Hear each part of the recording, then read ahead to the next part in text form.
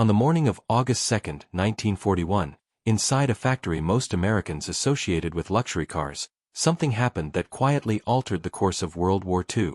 At Packard Motor Car Company's East Grand Boulevard plant in Detroit, an engine came to life on a steel test stand. The sound was deep, controlled, and unmistakably powerful. Engineers leaned forward. Dials climbed. The floor vibrated. To an untrained ear, it was just another successful engine test. But this engine was never supposed to exist. It looked British. It sounded British. Yet it was neither built in Britain nor built the British way. Hidden inside its metal casing was a revolution that would decide who ruled the skies over Europe. Not through tactics or heroism, but through something far more unforgiving. Manufacturing. At that moment, no one in the room fully understood what they were witnessing. But history would later recognize it as the instant when craftsmanship gave way to precision systems, and war became a problem that could be solved by machines repeating perfection. To understand why this engine mattered, we need to rewind to a growing crisis that American air power could not solve. By early 1942, the United States Army Air Forces had a fighter aircraft they admired and feared at the same time. The P-51 Mustang was fast, elegant, and lethal at low altitude. Pilots praised its handling. Engineers praised its aerodynamics. On paper, it looked like the future. In the air, it had a fatal flaw. Above 15,000 feet, the Mustang began to struggle. Its Allison engine relied on a single-stage supercharger. As altitude increased and air thinned, power dropped sharply. German fighters exploited this weakness with brutal efficiency. They climbed higher, waited, then attacked from above with overwhelming advantage. The irony was cruel. American bombers flew at exactly those altitudes. B-17 Flying Fortresses cruised between 25 and 30,000 feet on deep penetration missions over occupied Europe. Without fighter escorts that could operate at the same height, bomber crews were exposed. Entire formations were destroyed in minutes. Losses became unsustainable. The airframe was not the problem. Physics was. The Mustang needed an engine that could breathe where others suffocated. That engine already existed. 3,000 miles away, in Derby, England, Rolls-Royce engineers had solved the altitude problem years earlier. Their Merlin engine powered Spitfires and Hurricanes at heights the Allison could never reach. Its secret was a two-stage, two-speed supercharger that maintained air pressure even at extreme altitude. But the Merlin came with a limitation that threatened to make it irrelevant. It was built by hand. Each Merlin engine consisted of over 14,000 parts, assembled by skilled craftsmen who adjusted components as they worked. Bearings were fitted individually. Clearances were tuned by feel. When something did not align perfectly, a file or shim made it right. This approach produced extraordinary engines. It also made mass production nearly impossible. By late 1940, Britain was fighting for survival. Shadow factories ran around the clock. Even so, Rolls-Royce could produce only a few hundred Merlin engines per week. The demand was measured in thousands. Time was running out. So Britain looked west. When Rolls-Royce engineers arrived in Detroit, they brought engines, blueprints, and absolute confidence in their methods. The licensing agreement was staggering for its time. Over $100 million. The expectation was simple. Copy the engine. Packard Motor Car Company was not an obvious choice. They built luxury automobiles, not combat aircraft engines. But Packard possessed something Rolls-Royce did not.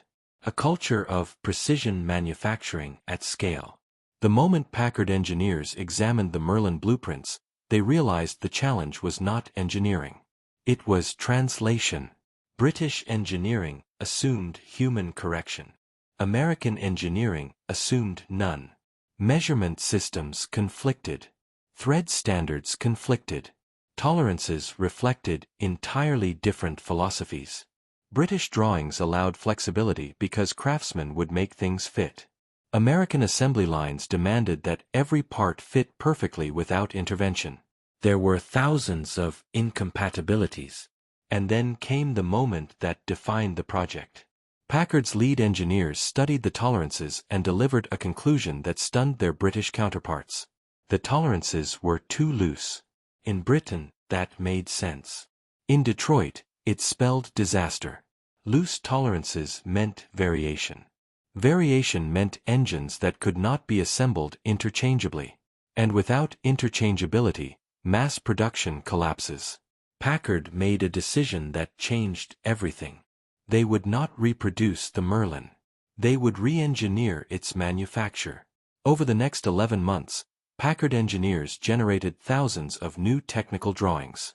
Not because the originals were flawed, but because they were unsuitable for an assembly line. Every dimension was redefined.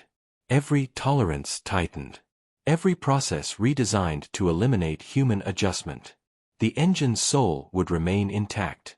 Its construction would not. The bearing system illustrates the transformation. Rolls-Royce used copper lead bearings that performed well but required careful break-in and monitoring. Packard's metallurgy team proposed a silver lead alloy with an indium surface layer. Silver handled higher loads. Indium reduced friction and improved early performance. British engineers objected. Testing settled the argument. The American bearings ran cooler, lasted longer, and reduced failure rates. Quietly, Rolls-Royce adopted the Packard design for their own production. The most daunting obstacle, however, was threads. Every Merlin engine used British Whitworth thread standards. Different angles. Different profiles. Completely incompatible with American systems. Switching threads would break compatibility with British aircraft and spare parts, creating logistical chaos. Packard refused to compromise. Instead, they built an entire manufacturing ecosystem from scratch. Custom cutting tools. Custom gauges. Custom inspection equipment.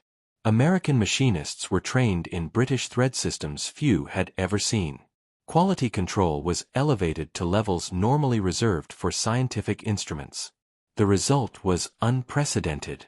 Detroit-built engines could swap parts with British-built engines seamlessly, but with tighter tolerances. Perfect consistency. No hand fitting required. Then came the heart of the Merlin. The supercharger. 2 impellers on a single shaft. Gear ratios shifting under hydraulic control. Rotational speeds exceeding 30,000 revolutions per minute. Balance tolerances measured in 10,000ths of an inch. Rolls-Royce balanced impellers by hand. Packard balanced them by mathematics. Precision casting reduced imbalance before machining even began. New testing rigs measured dynamic balance under real operating conditions. Production accelerated. Reliability improved. By the summer of 1941, the impossible had happened. An engine born from craftsmanship had been reborn as a system. And it worked. When the first Packard-built Merlin ran successfully, the news crossed the Atlantic with urgency. Britain would receive engines in numbers previously considered unattainable. But the most dramatic consequence was still ahead. Because this engine was about to give the P-51 Mustang the one thing it had always lacked. A heart capable of conquering the sky. And once that happened, the balance of air power would tilt decisively. When the Packard-built Merlin engine was finally mounted inside the P-51 Mustang, no one expected a miracle. They expected improvement. What they got instead was transformation. The first test flights stunned everyone involved. As the Mustang climbed, something unprecedented happened. Power did not fade. The engine did not struggle. At 25,000 feet, where the Allison engine had once begun to suffocate, the Merlin was just getting started. At 30,000 feet, the Mustang was no longer prey. It was dominant. The 2-stage supercharger fed the engine dense, pressurized air regardless of altitude. Horsepower remained strong where enemy fighters once held every advantage. Pilots reported smooth acceleration, stable power delivery, and a sense that the aircraft had finally become what its designers always believed it could be. The P-51 had found its heart. By late 1943, the Merlin-powered Mustang entered operational service in large numbers. The impact was immediate and unmistakable. For the first time, American bombers had a long-range escort that could stay with them from takeoff to target and back again. German pilots noticed the difference instantly. The familiar tactic of climbing above escort fighters no longer worked. The Mustang followed them up. Diving attacks no longer guaranteed escape. The Mustang matched speed, altitude, and endurance with ruthless consistency. The air war changed almost overnight. Bomber losses dropped sharply. Missions that once seemed suicidal became survivable. Strategic bombing regained momentum. Factories, rail lines, and fuel infrastructure were hit repeatedly with growing accuracy. The Luftwaffe was forced into a war of attrition it could not win. Behind this shift was not just an aircraft, but an industrial achievement operating at a scale never seen before. Packard's Detroit plant became one of the most advanced precision manufacturing centers on Earth. Dedicated machining lines handled crankshafts, blocks, cylinder heads, and supercharger components with statistical process control unheard of in earlier aviation production. Every measurement was recorded. Every deviation corrected before it became a defect. Engines rolled off the line identical to one another, not approximately similar. Identical. By 1943, Packard was producing Merlin engines faster than aircraft manufacturers could install them. At peak output, the factory completed hundreds of engines each week. By the end of the war, over 55,000 Packard-built Merlins had been produced. More than all British factories combined. Yet the true achievement was not speed alone. It was reliability. Merlin-powered Mustangs routinely completed long escort missions across Europe, often flying for hours at high altitude under sustained load. Failures were rare. Maintenance crews praised the engines for consistency and ease of servicing. Parts swapped without adjustment. Repairs became predictable instead of improvisational. This reliability translated directly into confidence. Pilots trusted their aircraft. Commanders trusted mission planning. The air campaign gained momentum not because of bravery alone, but because machines finally performed as expected. The most iconic variant, the P-51D, became a symbol of air superiority. With its bubble canopy and refined aerodynamics, it paired visibility with performance. At sea level, it exceeded 400 miles per hour. At altitude, it retained the power needed to fight, chase, and survive. The distinctive sound of the Merlin engine became a warning. German pilots learned to recognize it instantly. Once heard above them, escape was uncertain. But the legacy of the Packard Merlin extends far beyond one aircraft or one conflict. The production methods developed in Detroit became the foundation of modern aerospace manufacturing. Precision casting, dedicated tooling, statistical quality control, interchangeable high-tolerance components. These were not temporary wartime shortcuts. They became permanent principles. Post-war jet engines, automotive power plants, and industrial machinery all benefited from the lessons learned while building the Merlin.